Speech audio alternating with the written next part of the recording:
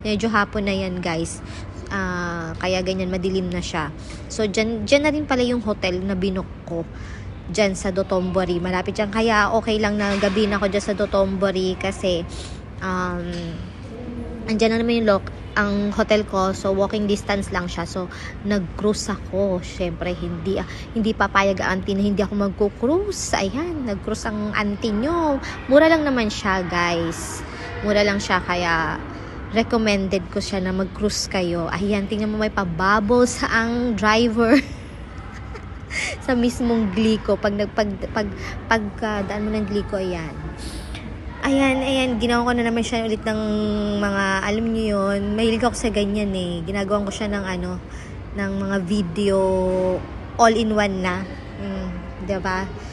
Memories baga, 'di ba? Kahit na tumanda ka, titingnan mo na lang yung mga video mo, mapapasaya ka na, 'di ba? Tapos ayan, may kasi yun eh, New Year yata yun.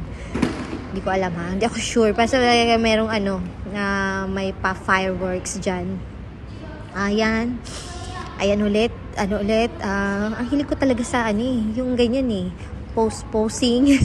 Ayan, dun yung sa Dotonbori, yung na yan, yung bilyang akala mo nasa ibang bansa ka. Tapos, the 4th day, yan yung pauwi na ako. Nagpunta ako ng Kyoto. Yung sikat na spot na yan. Puntahan nyo yan, guys, sa Kyoto. Actually, ang Nara at ang Kyoto, halos magkalapit lang yan, guys. Na ako dyan. So, guys, thank you for watching. Sana kayo din makapunta ng Osaka. Bye!